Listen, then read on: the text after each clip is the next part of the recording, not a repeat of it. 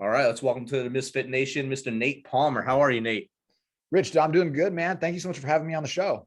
No problem. Thanks for being flexible with me due to my technologically advanced or decreasing abilities last week. Thanks for being flexible and coming on today.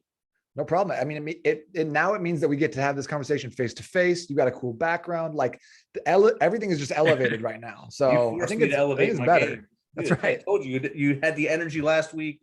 And I needed that energy to pump me up, and now you pump me up to the next level. Now I can put this on YouTube now. Yeah. Just got that content for days. Make some clips. Now you got some like Instagram stories. Make it a reel. All this crazy stuff in my head fire. now. I don't know what to do. So Nate, why don't you take a couple minutes to tell us a little bit about you from as far back to middle school, I guess, and then all the way back to now. Cool. So my name is Nate Palmer. I feel like it's like a little bit egotistical to say this, but I would qualify myself as being a health and fitness and nutrition expert. I've been in the game for about 13 years, started as a personal trainer in 2008, but I've always been interested in physical culture. I've always wanted to like be bigger and stronger. And we kind of chatted about this a little bit briefly, but basically I can take this all the way back to when I was 11. My mom was dropping my sisters off at school. So she was out doing something. I was home by myself and someone breaks into my house. And so I hear the back glass break. I go to my room. I grab a steak knife. I hide under the bed. I lock the door and I hear his feet coming down the hallway. Just like boom, boom, boom. And I'm like losing my mind. And he comes and he pounds on my door. And I just had this little rinky dink lock, like, broop, right? Like that's not stopping anybody if they really want to get in. So he doesn't come in the room, thankfully, because I don't know what I'd have done. Probably peed myself. And I just remember in that moment, Rich, feeling like, I don't ever want to feel like this again. I don't ever want to feel like someone has completely taken my power away from me. Like I have no recourse, no course of action. I couldn't like, I'm in my house, like my place. And I had nothing that I could have done to make this dude leave. So I was like, you know what I need to do is I just need to be bigger and stronger and more intimidating. And that will solve literally all of my problems that I have as an 11-year-old boy. And so I kind of started working out and exercising. And, for the first 4 years were pretty much garbage. It wasn't until I hit like 18, 19 that I started to like actually understand fitness and progressive overload and actually start seeing any results whatsoever. And if you're listening to the podcast, you're not watching this, I still don't look like Arnold or He-Man. Like that's never really worked out for me. But some of the lessons and stuff that I learned along the way has been instrumental in who I've become. And I think it's been more valuable than necessarily than having a set of sick pythons. You know what I mean? You're muted. The 24-inch pythons like the Hulk. Yeah. You got to have those too. If you're not watching this, if you're just listening, I do have, I'd say at least 24-inch pythons. See that? There you go. You can be Hulkamania right now. 28 actually, just recently. See, not bragging. I'm not bragging, but I really have some biceps for the radio. The thing. You can really flip them knobs well. It's good. That's right. Now, like I told you the other day when we were talking, that story resonates with me. I think I was maybe 9 coming home from school, and it was Christmas time. We had these little crazy Christmas treat things we made out of ice cream cones. And my mom wanted to go home first to drop them off before we went shopping in the city.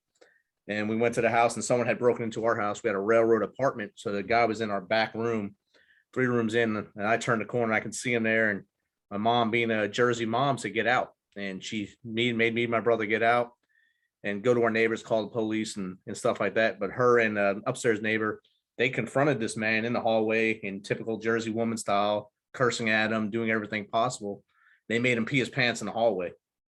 And we did what we were supposed to do. We went next door and told the neighbor to call the police, but we went outside and we got a posse together. And as he ran outside, we pelted him with rocks and everything we can find to hit him. And he ran right past the policeman as he was approaching us. And that taught us all a lesson that we have to be able to, like you, it resonates in my mind that we had to be prepared at all times. And I joined the military to really further my preparations. Some joined the police and others went the wrong way, but we all learned lessons that day. I was thinking about that story because I remember you told me a couple of days ago, but I was curious, when was the next time you back talked your mom after that incident? Oh, I never back talked my mom. She was pretty quick with that hand, and she was a feisty woman, I like to call it. Rest her soul.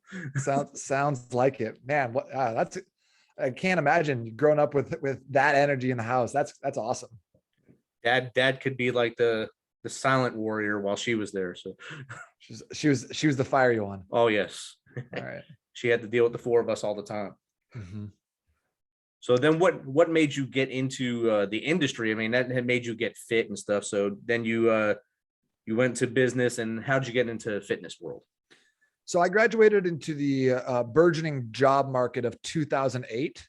Lot available. A lot of people were looking for college students, recently graduated, no real world skills. So I graduated and I was like, cool, what kind of a job am I going to get? And everyone's like, not here. That's nope. And so I'd been in sales up till then. I had done door-to-door sales. I'd sold books basically in Ashtabula County, Ohio, and for a summer. And then I was working as a rep for the newspaper on campus at University of Arizona, where I went. And then, so like I got out and I was like, you know what? Like I've been consistently like eating what I kill essentially for the last couple of years. So like, let me just get into something else along those lines. So I got into personal training, which is great because it's like, hey, you can go out and get as many clients as you want to, or not have any food, like totally up to you. And so while I was figuring out like what I wanted to do with my life, I became a personal trainer, got a certification, felt really good about it. And then, like worked there for about a year. Then I was like, you know what? I'm actually pretty tired of not having insurance or making any money. So I was like, well, I'm gonna go get a real job. So I got a job like working inside in an office in 2009. And I was like, day one, I knew Rich. I was like, I made a terrible life choice just now. And every single day I was there, I was like, this is killing me. And if I don't leave soon, it's going to be the end of me. And so about 3 months into that, I was talking with one of my mentors. And I think one of the things in my life that's always been really, really like beneficial and important is having some good mentors. And I've been really blessed in that arena. And he's like, hey, you know what? You need to open your own business. Go and start a gym. So I was like, all right, if Dean's telling me to start a gym, I'm gonna start a gym. So started my own business up like kind of up north in Arizona in Scottsdale, and kind of built a business from there over like the next 3 years. And I really enjoyed it. I enjoyed working with people. I enjoyed seeing people get results. I enjoyed that kind of like that one-on-one interpersonal communication. So of course I sold the business and left, and my wife and I moved to Seattle. Something fun. So I worked up there at an amazing gym for like 3 years, just kind of working like this gym had like 150 personal trainers. It was 225,000 square feet, 7 basketball courts. Like this place was bonkers. It was amazing.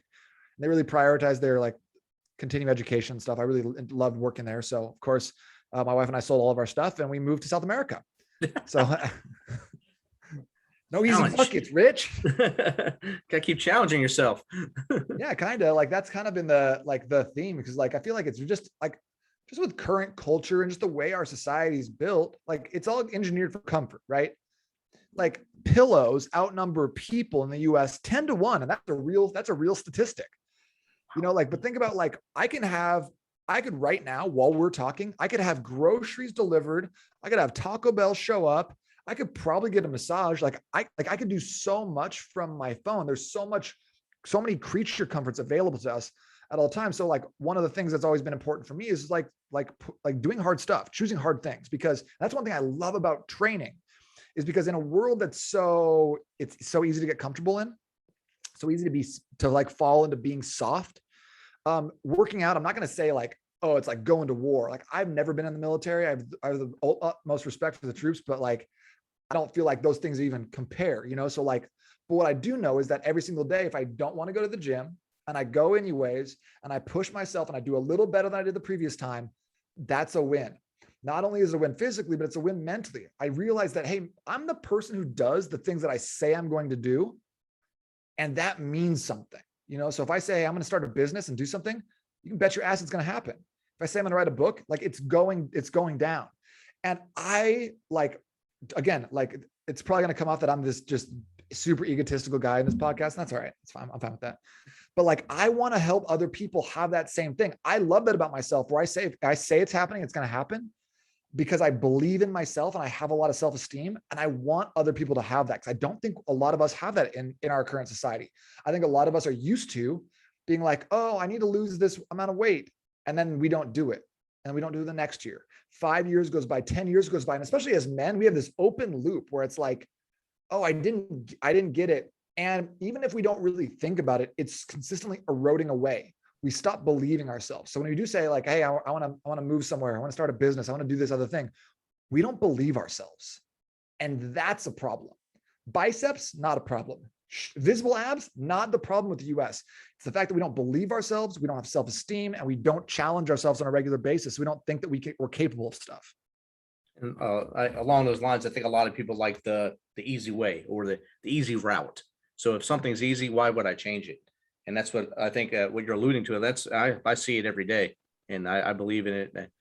Even with this podcast, I had some crazy idea in December. I said, let me start a podcast. My wife's like, well, yeah, you got 8 hours left in the week. You might as well do something. So by January, I put out a podcast, and here we are. This is I have 44 episodes out now somehow. And I'm evolving as I go, as I learn more about the industry and things I can do to make it better. Same thing with my PhD I'm going for. I was told I couldn't do a PhD because I wasn't smart enough. I said, okay, challenge accepted. And I applied, got in, and I'm halfway through it. I love challenge accepted type of people. I think that's critical. And like you said, like we are like, things are easy right now. And I think that's great, right? You know, if you were like, hey, do you want to walk home or do you want to drive home? I'm gonna drive home. But I think that we also need to have those times or those events where we are challenging ourselves. So when someone's like, hey, do you want to get a PhD? It's hard. You probably can't do it. And you're like, you're right. I probably can't do it. You know, like, what's going to happen next time something hard or challenging comes up? Because in life, you get to choose what's hard. Like, you know, like having a great marriage is hard. Right. But having a really shitty marriage and living in a situation where it's constant strife and turmoil, that's really hard too. Be going to the gym all the time and eating healthy and prepping your food, that's hard. But being overweight and feeling bad and dealing with medications and going to the doctor, that's hard too. So choose which one you want, or it's going to get chosen for you. So I love that you said like, hey, I went out and got my PhD, because otherwise, if you didn't do that, who knows what that other thing that's going to be hard or challenging is going to show up in your life, you know? Right. What wall's going to come up in front of me and say, hey, you better turn left now and go to McDonald's now because you quit. Yep. Yeah. Getting a PhD is hard. Working at McDonald's is hard too. Trying to get through that drive-through is pretty hard. So, I mean, I see people all the time that they run into an obstacle, no matter what. It could be just a hump in the road, and they'll turn away from it because it doesn't resonate to them that they can make it. If they go over that hump, what's going to happen to them on the other side? You might have a better life. It's just something there that can happen. Yeah, but unless you have like a mentality and like a dedication to challenging yourself and pushing yourself, you don't necessarily have the fortitude to even make that decision. Like it's like our instinct, you know, like our bodies love homeostasis. So that's why fat loss is hard. Our bodies love to stay the same. He doesn't think of like, oh, fat loss, aesthetics. You're going to look so much better. That's so great for us. You know, our body's like, whoa, hold up. So, and our mindset is the same way. We like to be the same. So if we don't constantly like push ourselves into zones that are challenging, push ourselves to like be more, do more, have more, then like when something comes up and it's like a little bit of a roadblock, our proclivity is to be like, I'll just go around it. Oh, I'll just ditch this. I don't want to push myself over there because I'm scared of failing, or even more insidious, I'm scared of winning. I'm scared of what would happen if I did good at this thing. Then what? And happened? So if we never have the history, the practice, the reps of the challenge, and I love that about the gym, I love that about fitness, is that you constantly have the ability to show up in days when you don't want to. You constantly have the ability to push yourself. Okay, you're 10 reps in, you got one more rep, it's gonna burn. Are you doing it?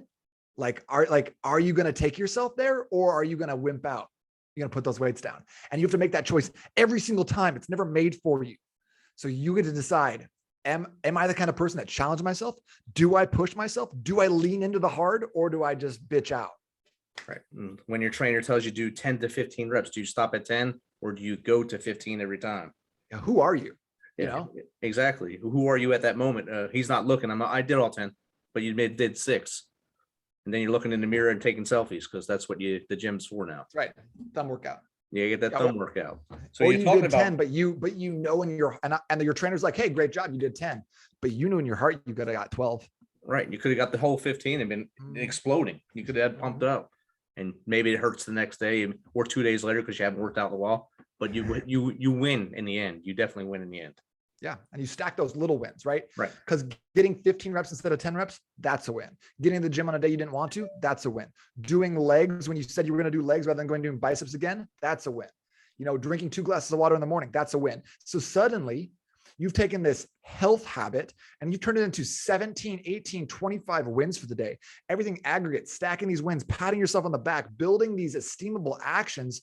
And so you have a confidence level that's just sky high, through the roof right now, where everyone else is losing. They're getting losses every single day. They're taking losses. They're like, oh, I was trying to eat healthy, but so-and-so brought donuts. Oh, I wanted to go to the gym, but I had a meeting run late. And we make excuses over and over again until that becomes the norm. And you have to choose, because you don't just get to like go from excuses, losses all the time to having a great body of vibrant relationships, a lot of money in the bank.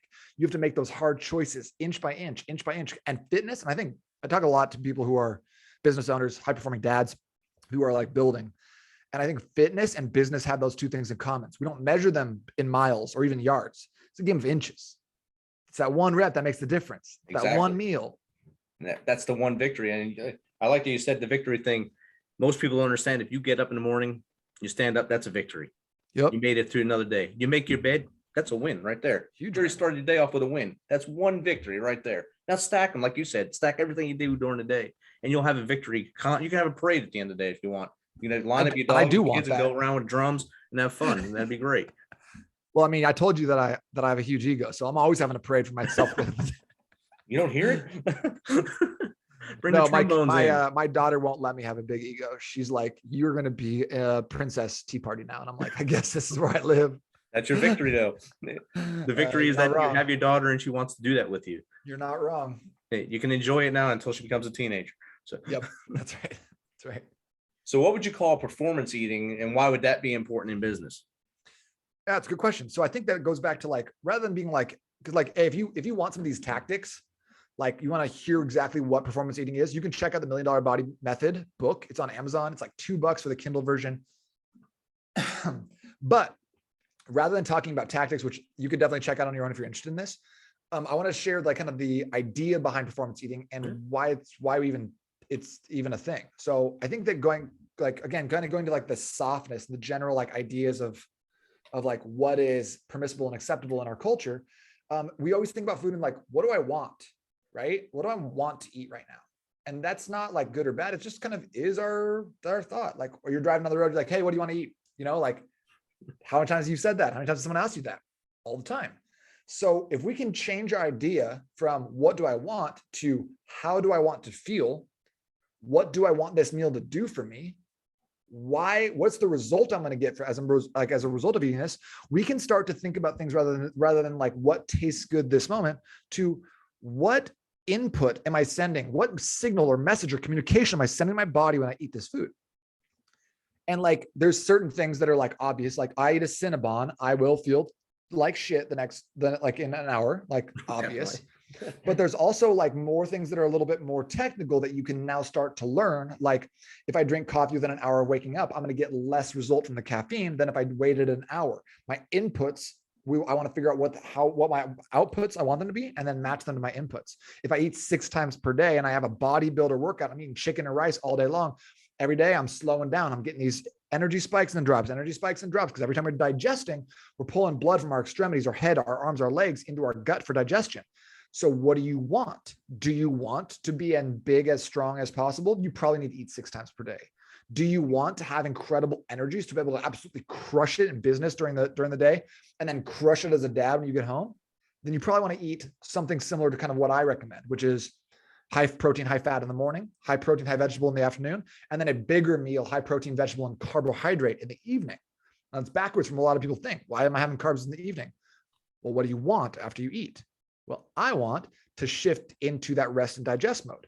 So I have my lighter meals during the day, because if you want to eat, you don't do more, you eat less. That's the rule. You want to get more done, eat less. And in the nighttime, I want to shift from my all day, my energy, I'm up all the time. I don't know if you can hear it or not, but I'm a very excited person. So, and in the evening time, I want to shift into a more rest and digest. I want to get into what's called parasympathetic nervous system dominance. So I'm going to shift over there by turning up my nutrition and using that to do the heavy lifting. So I don't have to go like do meditate or take a bunch of pills. One of the best supplements we can take for rest and recovery is carbohydrates. People don't know that. So once you start being able to ask that question, what do I want to feel like after this? Then we can start manipulating your nutrition to meet those goals. Like the other day, I was like, man, I'm dead tired.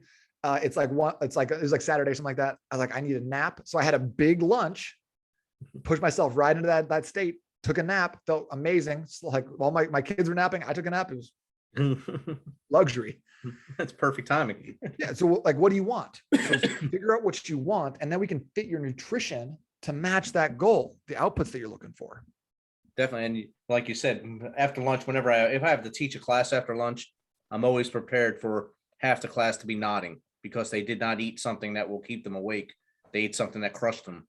They go to that fast food line and they get whatever they can quick and come right to that class. And next thing I know, I got the heads going down, heads bobbing, and I have to take breaks just to get them to move and get their body moving again. Yeah, do like the mandatory jumping jacks first thing, then halfway through the class, get them all up. Yeah, got to do as much as possible to get through it.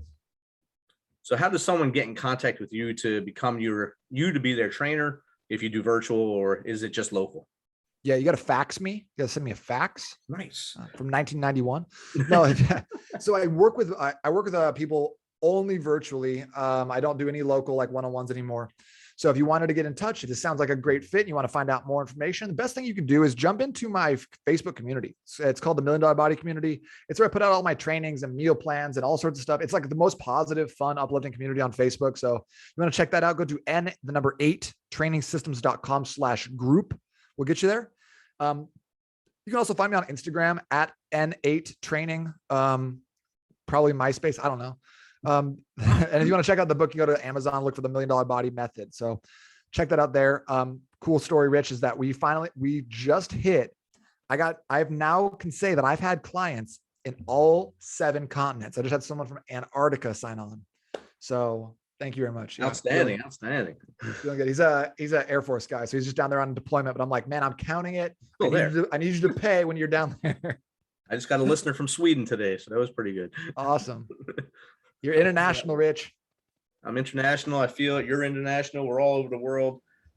If you can give advice to someone that wants to get into the industry, what would that be? Yeah, I would say like this is like contrary to what a lot of people would say. I'd say go get a job as a personal trainer at a big box gym. Go work at an LA Fitness or a 24 or something like that, where you can work with a ton of different people. Because when I first started, I was like, you know who I want to work with? Athletes, professional athletes all the time. And you know who goes to the 24-hour fitness? Not athletes. Average Joe. Yeah. So you work with a lot of women, and you work with a lot of like, maybe you got some high school athletes if you're lucky. You have a lot of people who are like in various stages of their life. Some people have 100 pounds to lose. Some people have 20 pounds to lose. Some people want to get ripped. Some people want to learn the basics of the exercise. You get a chance to work with and touch a lot of people, which gives you the kind of this, a lot of skills, but also B, you get to decide who it is that you actually vibe with. Cause like, maybe after a while you're like, man, you know who I like? I just like working with postpartum moms, whereas like I really vibe with kind of like the guy who's got that entrepreneurial spirit. He's like someone who wants to level up his tribes and his trades more so than get his 6-pack, and like, yeah, I like to help guys get their 6-pack, but like at the end of the day, if you're like, oh, I got a 6-pack check moving on, that's not a great goal. It's not going to keep you around. But if you're like, I want to walk my granddaughter down the aisle, like, that's a why. That's going to keep you coming back over and over again. So help you guys connect with that is something I'm really passionate about. Awesome. Nate, thanks for taking your time to come on today. And I look forward to hearing from you again in the future. Thanks, Rich. It was a pleasure, man. Awesome, man. Have a good one.